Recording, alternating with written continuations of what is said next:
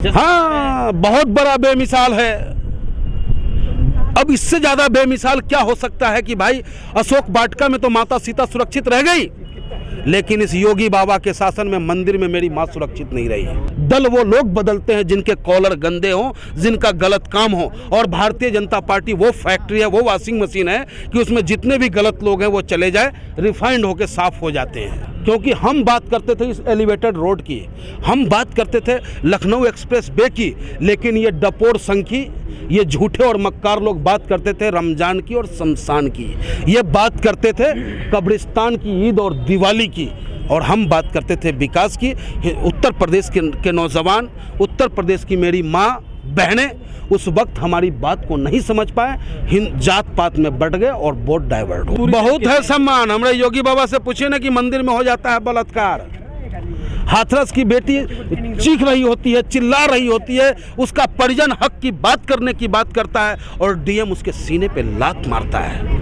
यह है हमारे उत्तर प्रदेश का रामराज। अगर यही रामराज्य है, बहुत हुआ बहन बेटी के साथ बलात्कार, बहुत हुआ बहन बेटी के साथ अत्याचार। भैया अब नहीं चाहिए हमें भाजपा सरकार। उत्तर प्रदेश की जनता चिल्ला चिल्ला कर कह रही है। जब भी सड़कें वीरान हुई है, जब सड़कें वीरान हुई है, सांसद आवारा हुआ है, और आज जो हिंदुस्तान का नौजवान है उसके दिमाग को इस सरकार ने सिर्फ डिवाइड एंड रूल धर्म के आधार पर डाइवर्ट करने का काम किया। और आज कहीं ना कहीं जो सर की सुनी नजर अगर आती है आपको, जबकि जिस तरीके की हालात देश की है, आप पढ़े लिखे लोग चाह के भी आपको अधिकार नहीं प्राप्त होगा। आप अपनी आवाज को चाहे जितने तेज आवाज में चिल्ला लो, जो आप पे शासन करने वाला व्यक्ति है वो तानाशाह है, अपनी बात तो कहेगा, मन की बात कहेगा, जन की बात को नहीं सुनेगा। लेकिन लोग न जाने मेरे देश के नौजवानों को क्या हो गया है। अरे तुम उसी हिंदुस्तान में हो जिस हिंदुस्तान में शहीद आजम भगत सिंह ने अब फांसी के फंदे पे जाने का काम किया हंसते हंसते। तुम उसी हिंदुस्तान में रहते हो जिस हिंदुस्तान में बाबा भीमराव अंबेडकर ने अथक प्रयास, अथक मेहनत कर उस संविधान को लिखा, जिस संविधान के तहत आज हमें आजादी मिली है कि सरकार के खिलाफ मैं अपनी आवाज को बुलंद कर सकूं। और ये वही देश है जिस देश में डॉक्टर राम मनोहर लोहिया जैसे नेता पैदा लिए, और उन्होंने कहा कि 5 साल तक जिंदा कौम इंतजार नहीं करता। जिसके रग में हिंदुस्तानी खन और दिल में हिंदुस्तान धड़कता है, तो वो किसान की आवाज में अपनी आवाज बुलंद करे। आज नहीं सुनेगा, कल सुनेगा, कल नहीं सुनेगा, परसों इसकी हस्तियां मिट जाएंगी। और इसकी बानगी पंजाब से शुरू हुई है और बंगाल से एक तूफान की तरह उठता हुआ नजर आएगा।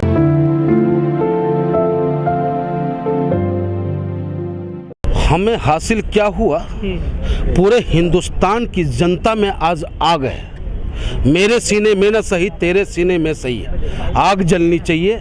और आज हिंदुस्तान का नौजवान जो कल तक इस सरकार के बहकावे में आकर एक एक हर हिंदुस्तानी को कुचलता और पिटता देखता रहा, जब छात्र अपने हक की बात कर रहा था उस वक्त में उसे नक्सलाइट कहने का काम इस सरकार ने किया। जब हिंदुस्तान का मुसलमान एनआरसी के ऊपर सड़कों पे था तो उसे पाकिस्तानी कह करके हिंदुस्तान के दिमाग को डाइवर्ट करने का काम इस सरकार ने किया। लेकिन आज जब हिंदुस्तान की असीमता की बात आई, क्योंकि ये किसान आंदोलन कोई किसान अपने लिए नहीं लड़ रहा है, और इस बात को आज हिंदुस्तान की आवाम और हिंदुस्तान के नौजवानों ने समझा, क्योंकि ये आंदोलन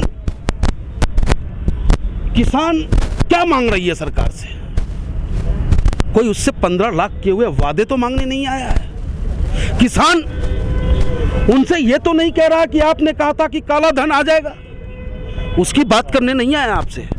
आपसे अपने हिंदुस्तान के आवाम की हक की बात कर रहा है। आपसे कहता है कि न्यूनतम मूल्य हमें दो, एमएसपी दो, हमें आप लिखित में दो। आप कहते हो कि था, है और रहेगा। What is dialogue? क्या था, क्या है, कहाँ रहेगा, कितने राज्यों में था एमएसपी? दूसरा, हम आपसे मांगते हैं कि जमाखोरी पे दंडात्मक कानूनी कार्रवाई हो। जब जमाखोरी पे कानून नहीं होगा तो हिंदुस्तान की आम जनता जो है स्वतः ही पूंजीपतियों का गुलाम होगा 2 वक्त की रोटी के लिए। जब आपने देखा कि कुछ दिन पहले, अब तक के इतिहास में जब जितना मेरा उम्र है, आज 42 साल लगभग उम्र है, कभी हमने 50 रुपए किलो पुरानी वाली आलू खरीद के नहीं खाई, और आज आप सभी ने और हमने भी खाया। आज जैसे ही किसानों के खेत से वो आलू निकलता है 2 रुपए किलो और 5 रुपए किलो हमारे घर तक पहुंच रहा है। तो जमाखोरी पे कानून अगर नहीं लगता है तो जो 50 की आलू हमने खाई थी पुरानी वाली, आने वाले समय में हमें 100 का भी खाना पड़ेगा। उनकी तो आदत है, उनकी बातों पे कौन विश्वास कर रहा साहब, कौन कर रहा? ये तो बस काट की अंडी कितनी बार चढ़ाओगे? दिल्ली में भी 70 पार कर रहे तुम, पंजाब भी तुम फतेह कर रहे, अब तुम कह रहे हो कि वहाँ भी 200 पार। भैया 20 भी पार कर लेना तो बहुत बड़ी बात है, 20 भी पार कर जाना ही हो बहुत बड़ी बात है, क्योंकि बंगाल की आपने उत्तर प्रदेश छोड़ दिया। अजी उत्तर प्रदेश को हम नहीं छोड़े हैं साहब, उत्तर प्रदेश आज भी कहता है गलती से हुआ मिस्टेक कि भैया आ जाओ अखिलेश, ठीक है ना। जनता को गलती हो गया था, जनता गुमराह हो गया था साहब। सुपड़ा साहब कमाल कर रहे हो। वैसे आप उस बंगाल की बात कर रहे हो जिस बंगाल में सुभाष चंद्र बोस हुए थे, जिन्होंने कहा था तुम मुझे खून दो मैं तुम्हें आज़ादी दूंगा, और आज किसान कहता है बंगाल से कि मेरे बंगाली भाइयों तुम भाजपा को दुत्कारो, मैं तुम्हें इस 3 काले कानून से आज़ादी दिलाऊंगा, तुम्हारे चेहरे पे मुस्कान लाने का काम मैं करूंगा।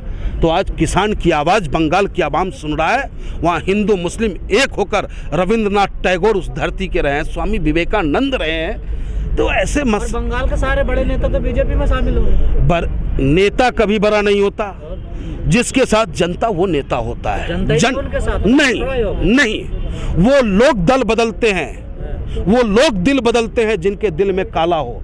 जिसने भी ये बोर्ड लगाया है गलत लगाया है। मंदिर और मस्जिद, अब विरोध करने के लिए क्या लठिया का हम चलावे जाएं? अब गजबे बतियाते हैं, अरे हम लाठी का चलाएंगे? जो विचार आप जाते हैं वहाँ पर विरोध करने, कमाल कर रहे हैं। जाति में मत बांटिए, यही हमारे देश की विडंबना है, यही हमारे देश की विडंबना है। जब बात देश की आज़ादी और देश की संघर्ष की थी, उस दिन आप भूल गए थे चंद्रशेखर आजाद को, उनसे कहने गए थे आप कि आप पंडित हैं।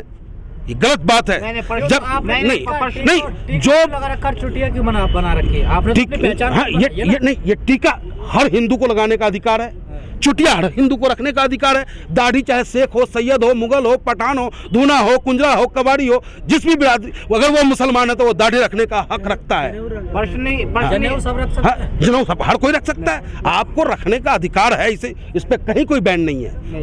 वो समय आप छोड़ दे जो मनुवाद की स्थिति थी, और आज हम इसी लड़ाई को लड़ रहे हैं कि जो वर्तमान में हम पे शासन करने वाले लोग हैं वही पैटर्न लाना चाहते हैं जिसका हम विरोध करते हैं। जमीनी स्तर पे भाया मीडिया हमने उसका विरोध किया, आप लोगों के सहयोग से मिट गया। कैमरे में नहीं, प्रिंट मीडिया में भी हमने विरोध किया है, आपके कैमरे में ही नहीं, प्रिंट मीडिया में भी हमने विरोध किया है। और अरे हमसे और आपसे बेहतर तो वो पक्षी है जो मंदिर पे भी जाके दाना चुगता है और मस्जिद पे भी चुगता है। अरे ये वो हिंदुस्तान है कि सलमा बेगम चुनरी सिलती है और राधा रानी मेरी पहनती है। और पानी जल जीवन है साहब, जल जीवन है। अरे इस बैसाख के महीने में तो हिंदू वैसे भी मटका में जल बांटने का काम करता है, और कहता है कि हमारा पूर्वज जो है, लोगों को समझाइए जाकर। जाते हैं साहब, हम गए हैं, डासना भी गए हैं, उस पीड़ित परिवार के पास भी हम गए हैं। गजब करते हो आप, चाहते हो कि एकदम आमने सामने लाठी भिरा दे। लोकतंत्र में कुछ है कि नहीं? आपको जंग करने के लिए कौन कह रहा है? जाके समझाते हैं, बात रखते हैं। मेरा काम है अधिकारी को अधिकारी तक नहीं, वही तो मैं कहना चाहता हूँ। अब जो आप कह रहे हैं कि आप सामने जाकर के नहीं बोले, मतलब ये आप जाके बात तो करें कम से कम। हम भाया मीडिया, भाया जब आपको पता है कि सत्ता संरक्षण प्राप्त ये गुंडे लोग हैं, तो आप समझ सकते हैं कि क्या स्थिति है प्रदेश की।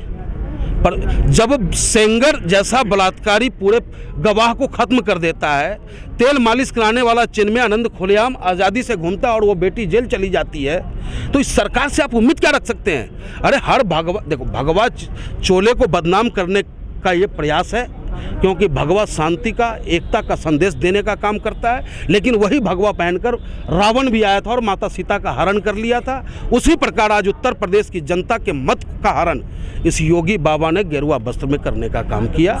लेकिन ये लोकतंत्र है, लोकतंत्र के तहत जो भी कानूनी कार्रवाई होगी वो कराने का काम हम विपक्षी लोग करने